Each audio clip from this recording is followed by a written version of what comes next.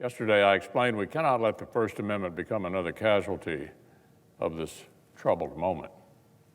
No matter how charged the issue, peaceful protest must be protected from suppression by governments or hijackings by violent mobs. In the United States of America, people get to protest. In our country, people also get to worship. As I explained yesterday, local officials cannot selectively enforce health restrictions to privilege some First Amendment gatherings over others. If mayors are posing for photographs in massive demonstrations, there's no reason why small, careful church services should stay banned. These are formal, constitutional questions.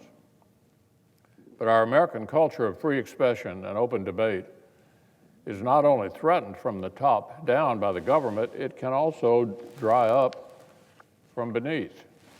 If we are to maintain the civic discourse that has made us great, American citizens and American institutions need to want it. In the last several years, Madam President, the New York Times has published op-eds from Vladimir Putin, the foreign minister of Iran, and a leader of the Muslim Brotherhood. They have published an essay arguing for greater normalization of pedophilia. As far as I know, none of those decisions occasioned public revolts from the paper's staff, hand-wringing apologies from the editors, or an overhaul of the masthead. Presumably, it was understood that pushing the envelope and airing disagreements are necessary in a free market of ideas. But 1 week ago, the gray lady finally met her match. Vladimir Putin, no problem. Iranian propaganda, sure. But nothing could have prepared them for 800 words from the junior senator from Arkansas.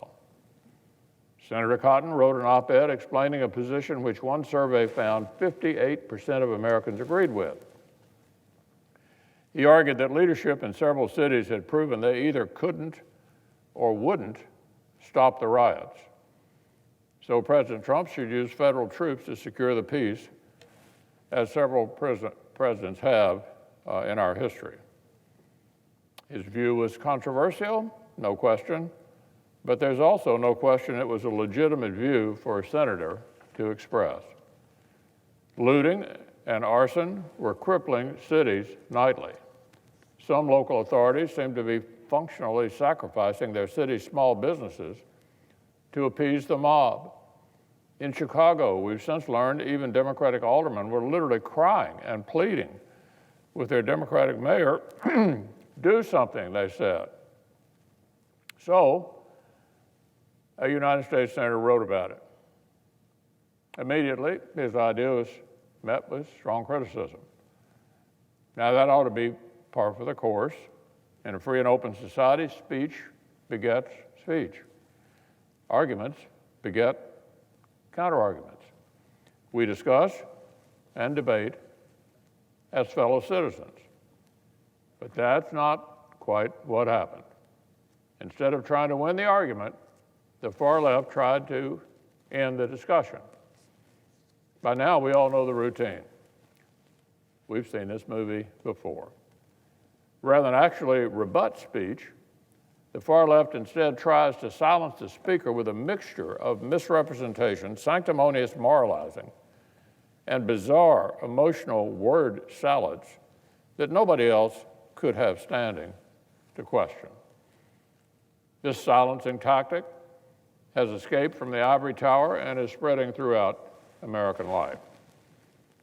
It sounds like Mad Lib's mixture between a therapy session and a university's HR department. So sure enough, instead of attempting to defeat Senator Cotton's ideas, the left set out to ban him from polite society. Some New York Times employees flooded social media to claim their bosses had risked reporters' physical safety with the senator's scary words. Outside leftists blasted the paper for airing the argument. The Times itself began lying about what Senator Cotton had said. The paper's own Twitter account has claimed he'd called for a crackdown on peaceful protests when he specifically distinguished them from violent rioters. One of the Times' own opinion writers devoted her own column the next day to calling his view fascist and proclaiming him outside the bounds of legitimate debate. Now remember, this is a sitting senator discussing a proposition that had majority support from the American people, discussing a power that Congress gave to presidents 213 years ago and which presidents in the past have exercised. Oh, but the facts couldn't hold a candle to the hurt feelings. Hurt feelings. The New York Times had erred grievously by making people confront a different viewpoint. It hurt their feelings by making them confront a different viewpoint. They had to atone. So when the dust settled, the top opinion editor was gone, his deputy reassigned, the piece was pulled out of the print edition, and a wandering multi-paragraph apology now precedes it online. We're talking about the New York Times. I understand the new editors made it clear that staff should notify her immediately if any published opinion makes them uncomfortable. If any published opinion makes them uncomfortable. One of our nation's most storied newspapers just had its intellectual independence challenged by an angry mob, and they folded like a house of cards. Folded like a house of cards. A jury of people on Twitter indicted them as accessories to a thought crime. And instead of telling them to go take a hike, the paper pleaded guilty and begged for mercy. Their readers' comfortable bubble was reinflated. Their safe space was safe again. Now our colleague from Arkansas has a unique job. The far left cannot write angry emails to a university president or a publisher to get him fired. He cannot be silenced by professions of outrage or the use of magic words like problematic. His only bosses are his constituents. But this broader left-wing obsession with banning heretics from the public square will be poison for this country if it persists. Our republic can survive a pandemic. It can survive civil unrest, but ideas and deliberation are our very foundation. America cannot be America if civil disagreement becomes a contradiction in terms. The liberal tradition of this country used to pride itself on being broad-minded. But we've spent years watching major universities slowly exchange debate for uniformity and rigor for psychological comfort. Now we see the free press repeating that error. So, Madam President, let's hope we look back on this as a silly anomaly and not a sad turning point for our democracy. Now, on an entirely different matter, thanks to the bipartisan leadership of colleagues like Senator Daines, Gardner, Portman, Alexander, Manchin, and Warner, we're attending to legislation that will shape the future of the great American outdoors for the better. It's fitting that the legislation before us comes with support of such a broad bipartisan coalition because our national parks, forests, and other public lands are treasured in every state of our union. But the hunters and anglers who look forward to the morning stillness of the Black Hills and the Big South Fork of the Cumberland, by the hikers and campers who plot weekend escapes in Shenandoah and Joshua Tree, by the school groups and researchers who connect with history at Gettysburg and Mesa Verde. Every year, hundreds of millions of our people, our fellow Americans, and visitors from around the world share the gift of our nation's public lands. And even more Americans in surrounding communities benefit from the jobs and the prosperity that are supported by tourism and recreation.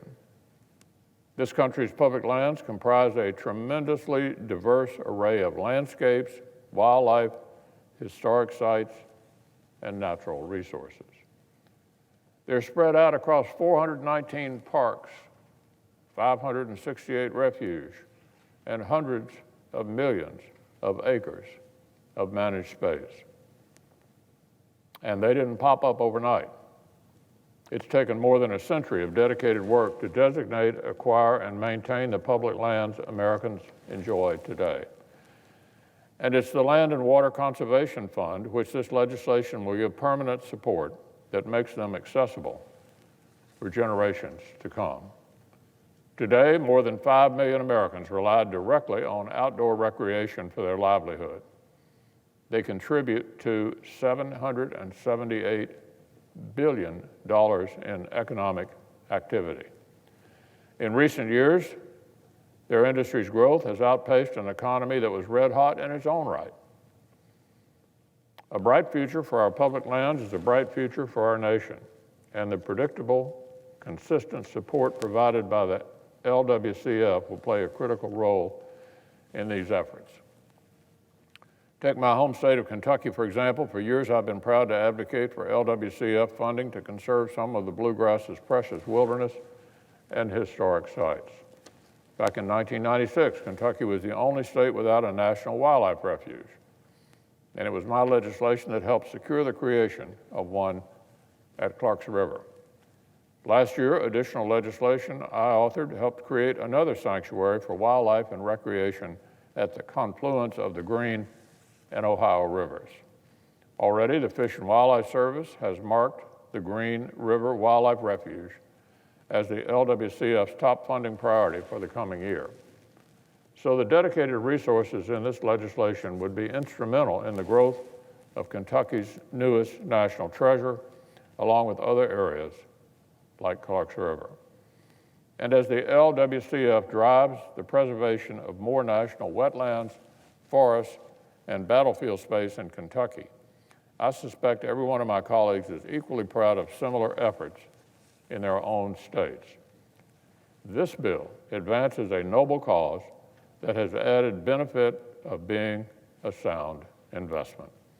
According to one recent analysis, every dollar spent through the Land and Water Conservation Fund turns out $4 in economic benefits. And every $1 million directed toward the LWCF in turn supports as many as 30 American jobs. So I'm extremely proud to be a co-sponsor of the Great American Outdoors Act.